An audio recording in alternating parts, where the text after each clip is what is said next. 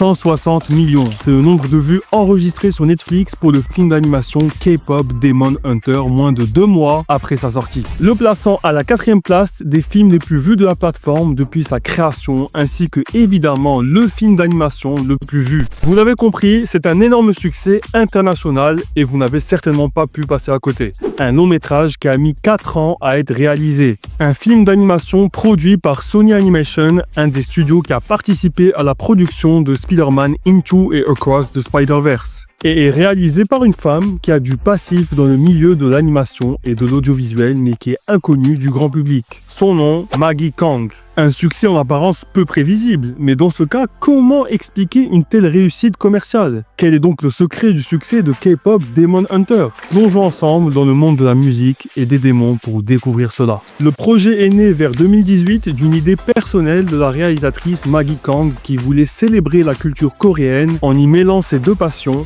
la K-pop et les films d'action. Elle a grandi en tant que coréenne américaine, fan de culture pop asiatique et voulait combler un manque de représentation dans le cinéma d'animation américain. Elle a pitché l'idée comme une sorte de mash-up entre Sailor Moon, Buffy les vampires et la K-pop, ce qui a immédiatement attiré l'attention de Sony Pictures Animation. Elle voulait des héroïnes puissantes, fun, issues de la pop culture coréenne dans un univers surnaturel. Elle s'est associée avec Chris Aplenz, réalisateur de Wish Dragon notamment. Moi je le connais plutôt pour Monster House, le premier film d'animation sur lequel il a travaillé. Si vous aussi vous l'avez vu, dites-le en commentaire, le film est sorti en 2006, ça me rappelle des souvenirs. L'idée a pris forme pendant la période de la pandémie où les studios cherchaient justement des projets originaux à fort potentiel streaming. Le film fut annoncé en 2021. C'est ainsi que le film sort en juin 2025 exclusivement en streaming sur Netflix. Une pratique que Netflix a déjà opérée pour plusieurs films tels que Look Up.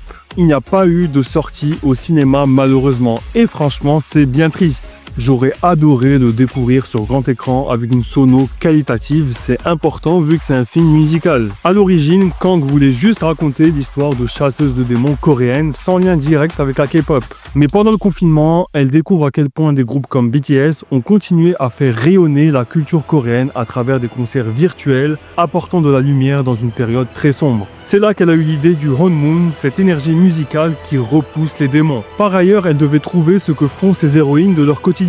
Elles sont chasseuses de démons, d'accord, mais elles ne peuvent pas faire ça à plein temps, à l'image des super-héros américains qui mènent une double vie. Elle a donc décidé d'en faire un groupe de K-pop. Leur musique est à la fois un divertissement et une arme spirituelle contre les forces du mal. Maggie Kang n'a pas sorti ce film de nulle part. Elle a plus de 15 ans d'expérience dans l'animation, notamment en tant que storyboardeuse chez plusieurs grands studios. Pour ceux qui ne savent pas ce qu'est un storyboard, c'est comme la bande dessinée du film. On y dessine chaque scène, plan par plan, avant l'animation finale. On y détermine le cadrage, les mouvements de caméra, les émotions, bref, la mise en scène dans sa forme brute. Kang a travaillé 10 ans chez DreamWorks Animation, sur des films comme Shrek Forever After, sorti en 2010, ou Kung Fu Panda 3, 2016. Après 7 ans, elle rejoint Blue Sky Studio pendant 1 an, avant de retourner chez DreamWorks pendant 3 ans. Elle a aussi travaillé brièvement pour Warner Animation Group entre 2016 et 2017, où elle a été Head of Story pour le film Lego Ninjago Movie. Elle a à cette occasion dirigé l'équipe de storyboarders. Elle a aussi travaillé une courte période chez Illumination Animation, où elle a storyboardé Les Mignons 2 de Rise of Gru en 2022.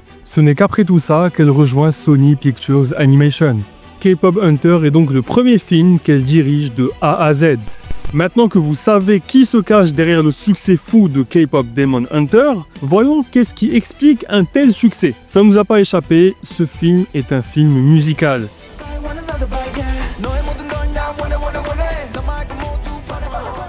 Il y a des musiques chantées dans le film, comme ça peut être le cas d'un Disney par exemple. Et la musique, particulièrement la musique chantée, c'est puissant pour captiver et marquer les esprits. Demon Hunter possède justement une belle palette de chansons entraînantes qui ont cartonné et prolongent l'expérience du film au-delà de son simple visionnage. En effet, après le film visionné, les fans iront écouter les musiques sur différentes plateformes telles que Spotify ou même des compilations sur YouTube avec cette fois-ci les images du film en prime. Par exemple, le clip de la chanson Golden comptabilise près de 153 millions de vues 1 mois et demi après sa publication sur YouTube. sans compter tous les top musiques du film ou autres vidéos du genre qui ont envahi TikTok.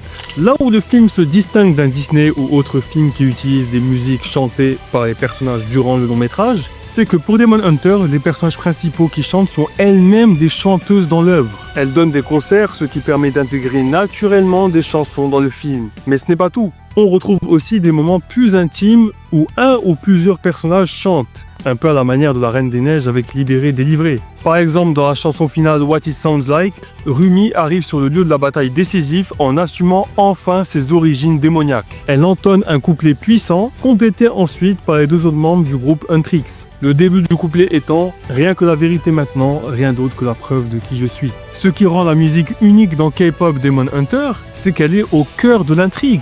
Les chansons ne sont pas là seulement pour transmettre les émotions ou pensées des personnages, elles servent directement l'action. Ici, la voix est une arme, les démons sont littéralement combattus par la musique. Un peu comme dans le film One Piece Red.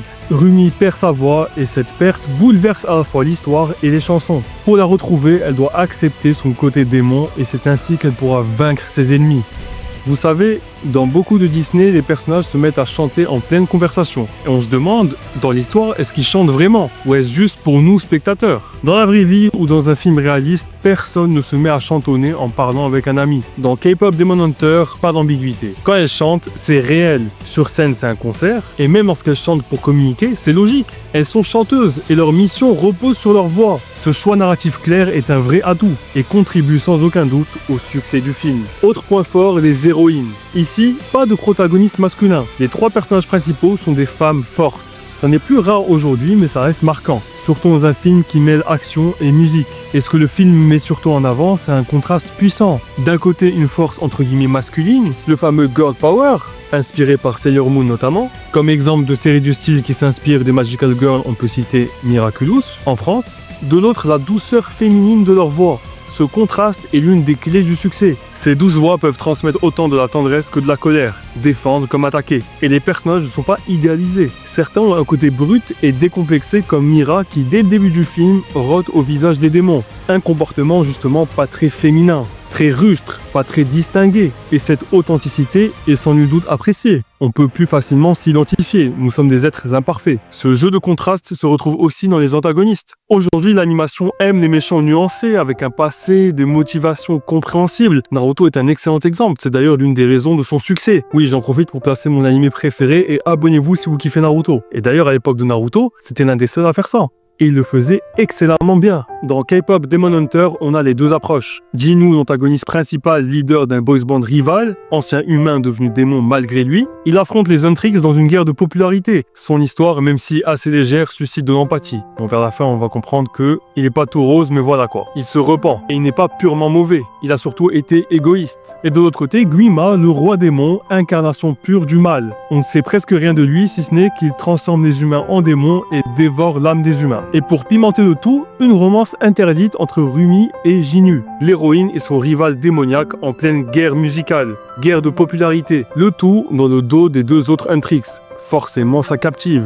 Le visuel aussi a participé au succès du film. Il faut dire que le film est assez beau, surtout pour de la 3D. Aujourd'hui, la 3D est de plus en plus appréciée et de plus en plus belle. Et K-pop Demon Hunter en est un parfait exemple. Couleurs vives et saturées rappelant les lumières des concerts K-pop, néons, projecteurs, arrière-plan dynamique, une ambiance visuelle qui plonge directement dans l'univers des idols, ce qui parle immédiatement aux fans de musique coréenne. Les scènes de danse et de combat sont chorégraphiées comme des clips musicaux, ce qui donne un rythme visuel unique. Bref, le visuel est vraiment splendide. On rappelle, 4 ans pour faire ce film. Enfin, la dernière raison du succès du film selon moi, c'est tout simplement sa distribution. En effet, le film est diffusé sur Netflix et ce sans aucune sortie en salle de cinéma au préalable. En sortant directement sur Netflix, le film a été disponible dans plus de 190 pays dès le premier jour. Pas besoin d'attendre une sortie échelonnée par territoire comme au cinéma. Tout le monde a pu en parler en même temps, créant un effet viral. Cet accès instantané a permis de toucher aussi bien les fans d'animation que ceux de K-pop,